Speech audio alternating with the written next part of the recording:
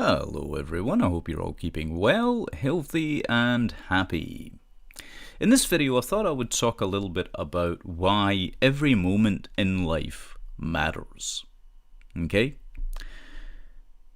Why does it matter? Well, because we have a limited amount of time on this earth. We're given a certain amount of time to accomplish the things that we need to do in our lifetimes, whatever those may be. Right? And all too often, those needs that we have come up against the wants of other people, i.e. the expectations of others. And we're going to come back to this in a second. So, what prompted me to think about this, you might be wondering? Well, a friend of mine's, a very close friend, recently experienced the loss of a beloved family pet, right? And one of the observations that was made by this friend was that many people might find this funny, or many people might find that odd or strange that my friend would be experiencing any form of grief. And I thought, that's interesting.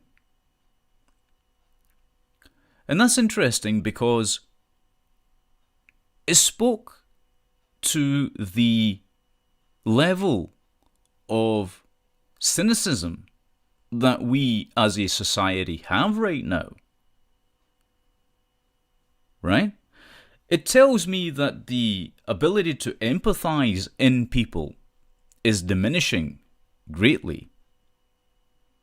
And I thought, that's interesting. And then my magpie mind started to wander into other arenas, and I thought, well, is that true? Is it true that we've become less empathetic? Is it true that we are incapable of understanding grief, whether towards humans or other sentient beings? Is that the case? And I think the answer, unfortunately, is yes. Because if you look at the social ills that we're all facing, the very real and serious problems among us, for example, the homelessness epidemic and the way that we perceive the homeless, we're not doing anything to better their situations as a society, as a whole, right? There might be individuals trying to make that situation better. There are people that run soup kitchens, and there are people that offer the homeless blankets and shelters and places to stay. But by and large, we don't seem to be willing to do anything about that. And of course, among the homeless, 81% of that population are men. And men generally in society don't seem to get any empathy extended to them, if at all, you know. So there's a gender disparity always at play in most of these situations, but we do see that regardless of that, because some women get caught up in that as well. So if 81% of guys contribute towards the overall number for the number of people that are homeless, then that means that 19% are women, which is no small number when you consider the number of homeless people there are. It's the same thing with suicide rates. The suicide rates for men are through the roof, but they're also pretty high for women, right? Men in general are more affected by these things because, again, society doesn't like to afford men any empathy. These are just social attitudes and constructs that people hold when it comes to the way they deal with, or the way that they engage with, women and men. Right? This could be due to biological reasons, it could be sociological. We can talk about that another time. That's irrelevant, really, in terms of the context of what I'm speaking about in this video. It's very relevant in other contexts, and I've spoken about that quite strongly. But let's get back to the point here. So we're seeing these problems, such as homelessness, such as suicide. We're also seeing the very real problems of physiological illness, right? And psychological illness. And we're seeing beyond that also the inability of people to understand the emotional states of others and how best to deal with those. And that's very interesting as well, right? Because if you take a look at people that are retirees or old people in general, people of pension age, this sort of thing, if you take a look at the levels of loneliness that those people are suffering, it's quite extraordinary. So when you look at all of these things, it's very difficult not to come to the conclusion that we have in fact become less empathetic. Right? Or perhaps we've just gotten better at keeping records of these things. That's also a possibility, although far more unlikely in my opinion, but let's say it is a possibility. Even so, have we become that cynical? Have we become that incapable of acknowledging the emotional fragilities of other people? It seems to me that that's the case. And that's an incredibly sad thing, because it tells us that the element of true care that is part of the human psyche is very quickly diminishing. And the thing about grief is an interesting one, right? The thing about grief is, if you are grieving for someone or something, and I have personal experience of this, that is the case because you have true care within you, the ability to care, truly care. And your actions demonstrate that as well for another sentient being, right? But taken to extremes, of course, that is unhealthy, right? You can't empathize with everything and everyone, especially people that you don't know or their situations which you don't know, right? That's not possible. And there are also people that will manipulate your own empathies for their own purposes. They'll manipulate your emotions in order to get something from you. Okay, this happens all the time. A great example of this, by the way, are those commercials that they put on with the people that are dying of hunger or famine in particular third world countries. You know, those charity commercials that you see.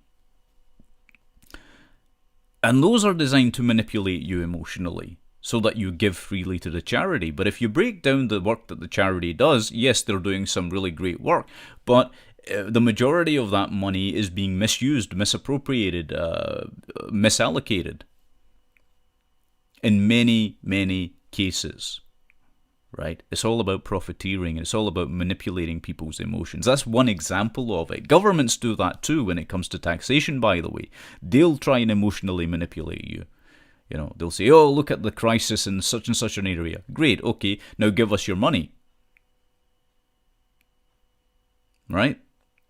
So there's all kinds of levels of manipulation of people's emotions because people are easy to manipulate emotionally.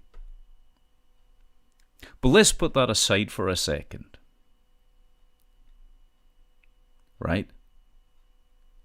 Because those are things...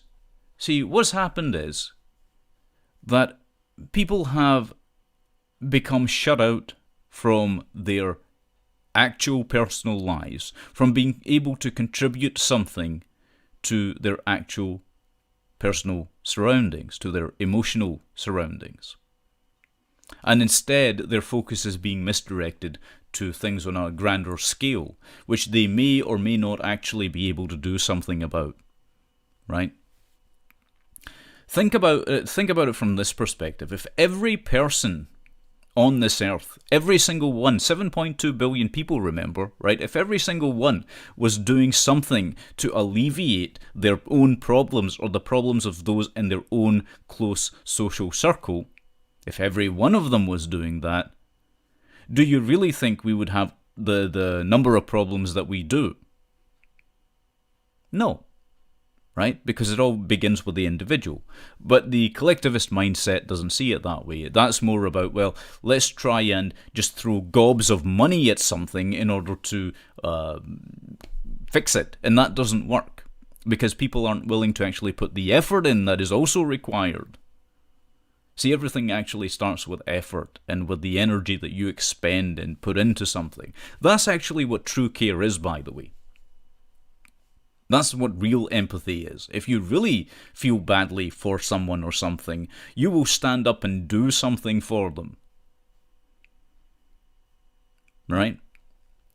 But that's gone. It's been replaced by this hollow sort of manipulative phenomenon. Hasn't it? Because again, people wouldn't be suffering from loneliness if we were actually putting in the time and the effort into developing our personal relationships. Right? Friendships and other types of relationships. They all take effort. They all take hard work. Okay, they all take hard work. Whether it's your relationship with your parents, whether it's your relationship with your siblings, whether it's your relationship with your children, or just your friends, all of these things require maintenance. Okay? But grief is a good sign. Grief is an excellent sign. And people will say, what are you talking about? Grief is terrible. The emotional pain that comes with that. My goodness, the psychological angst. That's all true. Grief is a painful emotion. But it's there to remind you that you care. You are capable of caring. That you are not some emotionally dead zombie. Although you may have moments in life, and everyone does, it's not like anyone gets away scot-free from this. Everyone has moments where they feel emotionally dead inside themselves. Right? And that's the other trick that the system, if I can call it that, uses, which is to manipulate you into believing that if you're emotionally disconnected at some stage for a brief period of time, well, there's something wrong with you. No. You're just finding coping mechanisms for either the experiences that you've been through or the experiences that you are going through. Okay? So, let me bring it back again to the main point. Why does every moment matter in life? Well, because we don't have that long. We really don't, right? And coming back to that question of why we waste away so much of our time. I mean, look at the pointless things we do. There are people that stare blindly at their phones all through their day. That is not a productive action. Right? That is not a productive action. It's a good way to keep in touch with people, sure. Okay? That relationship maintenance thing I was talking about, it's great for that too on lower levels. On lower levels. Right? But it is useless on the grander scale. Alright? Because what it's doing is isolating you. It's insulating you from real life. And the more insulated we become, look at what happens. The less and less we are capable of interacting with others. There are not many people on this earth right now today that are capable of effective or good communication, that are capable of maintaining those relationships we were speaking about. They're just incapable of doing it. And this is particularly true of the younger generations. And they suffer a lot through that as well. It causes them pain. Why? Well, because no one has come along and told you that your every single moment, everything that you do matters because of the laws of cause and effect. Right? So you need to use your time wisely. You need to use your time not just wisely in terms of being productive for your studies or for work, but you have to use that time wisely in the sense that there are things that we require as human beings that are not purely of the financial type or of a work-related type, right? The satisfaction that you get from doing a good job, for example, is in no way, shape, or form comparable to the satisfaction that you get when you have done something for someone or that they have done for you, right, that was totally unexpected. There's something for you to think about. Okay? But in today's society, of course, we're not teaching young people how to live. We're not teaching, and it's not just true of young people. Who screwed it all up? Well, it's the older generations, right? It's the older generations who experience the same kind of problem of being able to articulate their emotions well. Okay? Because each of those situations in which you find yourself in life that involve other people or other sentient beings, those are the things that add a sense of meaning to your life. Without them, your life really has virtually zero meaning in real terms. Like you might, here's a great example. You might invent the very best product that's ever been invented in the world, let us say, right? You might be a technological marvel, a true revolutionary in the technological world. You might make something that has never been made before, right? But what have you really contributed? Okay, you maybe have made some people's lives a little bit more or less easier in some regards, or you might have just given them a product that was totally unnecessary, but marketed it to them in a way that was that made it sell well, or whatever else, right? But what have you really contributed? In a very real sense, I mean, to the people around you. You see? Because when you die, and we're talking about death here, I suppose, in a sort of morbid sense, but it's important because when you do eventually die, what are you going to be more proud of? Right?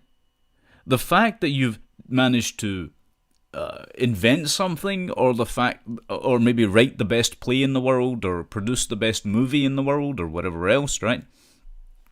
And that's entirely, all of these things are entirely subjective to some degree. But are you going to be more proud of that, or the fact that you actually managed to improve the lives of people in your immediate vicinity that means something to you? I'm going to wager it would be the latter. Right? So, when you look at life, the important question is, how are you using your limited time? There's the question. How are you using your time? Are you just whittling it away idly by, just watching it pass by, waiting for that moment that eventually you're going to be on your deathbed? Or are you living it in a way where you are making a real difference and other people are making a real difference in your life and theirs? See, that's the question. And all too often, it's easy for people to get conned into believing that their careers are going to mean something to them. If you ask every successful person on the face of this earth whether their careers were more important, or perhaps their family life was more important, or their friends were more important, they'll give you the same answer. The latter is always more important than a career, or having lots of money, or whatever else it might be, right? Because they've learned that. They've learned that, either the hard way or the easy way. They've learned it. There is nothing that can replace the human bonds or the bonds that we have with other living beings. There really isn't. You know. And this constant expectation of others that we should conform to their ideal, when their ideal is a broken one, it is a flawed one, and it is a destructive one. Right? It's incredibly destructive to think that everyone should think the same. That everyone should be equally cynical. No.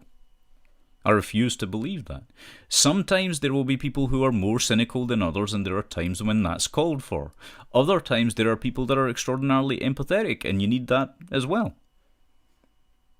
See, for a society to be healthy and balanced, you need both things, but what's happened is that we're all the time, it seems that we're choosing between extremes.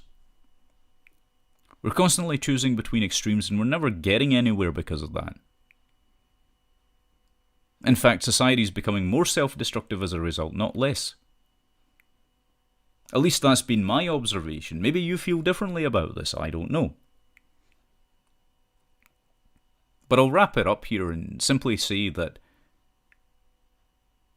every moment does matter. Every single moment in life is a blessing in a sense. And I don't mean that in an etherical sense or anything like that. I just mean that every single opportunity that comes your way to make a difference is profound. And you've got to treat people well in life, if possible, right? Particularly the ones that matter to you. Your family and your friends and your significant other, perhaps, right? That's where it is. That's where the real deal is. You know?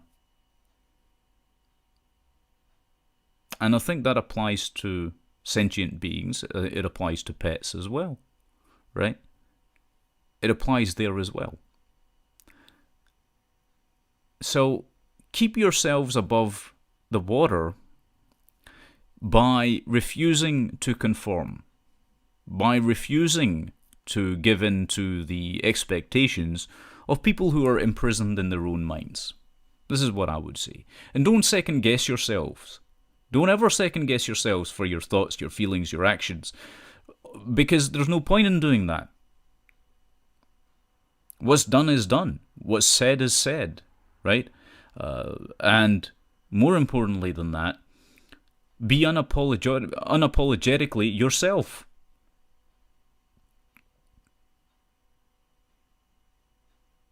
Why should you be what someone else thinks you should be, or who someone else thinks you should be? That's idiotic, trying to live up to that ideal. You'll never manage it. And this is another area where we've gone wrong as a society constantly, right? Is other people tell us what they expect us to be, and we try and fill that very bizarre, low-resolution void of an image of that expectation that doesn't make sense. Okay? It just doesn't make sense. Because we can't be that, no matter how hard we try.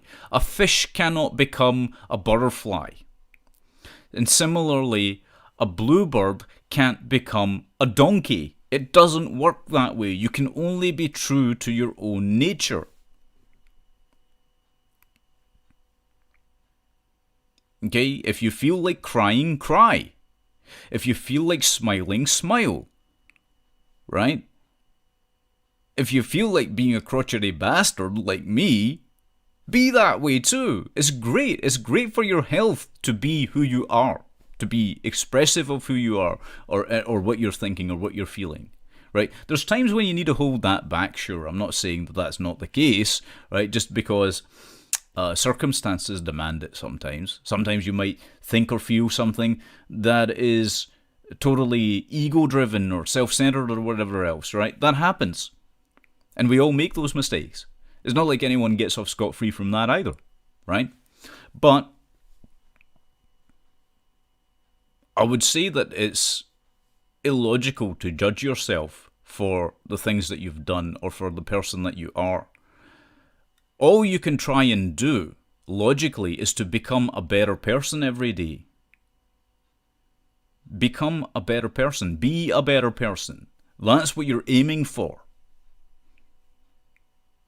Right? And that's a tough thing to do because people can't make the distinction between expectations of others and legitimate concerns of others. That's another problem. Or perhaps the two are somehow interconnected, I don't know. But I think there is a subtle difference in them. So just be yourself is my point, right? But before you can do that, of course, you have to learn who you are. And I guess that's part of the process of growing up and becoming an adult and then experiencing adult life for the first time as well. You know, you have to know who you are. And by the way, that's not just true of young people. It's true of middle-aged people. It's true of old people. Many people go through lives that are lived very long and they never ever learn who they are, what their own thoughts and feelings and ideas about something are. Because they're caricatures of ideas and ideologies that have been put in their heads by other people.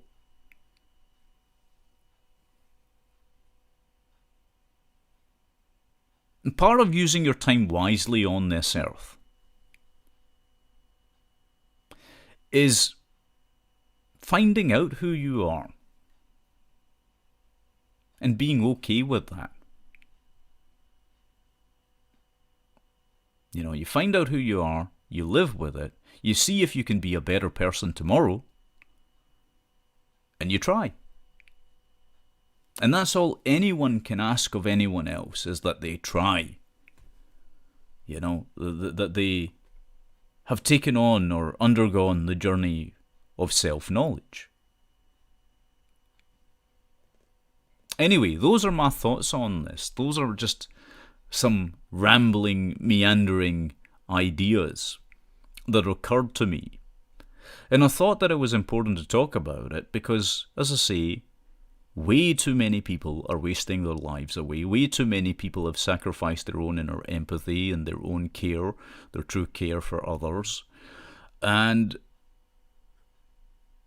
it's necessary to a degree to have empathy, to have compassion. You can't have too much of it, but you need enough of it that you can be of use to your fellow human beings, particularly those who matter to you, who have meaning to you.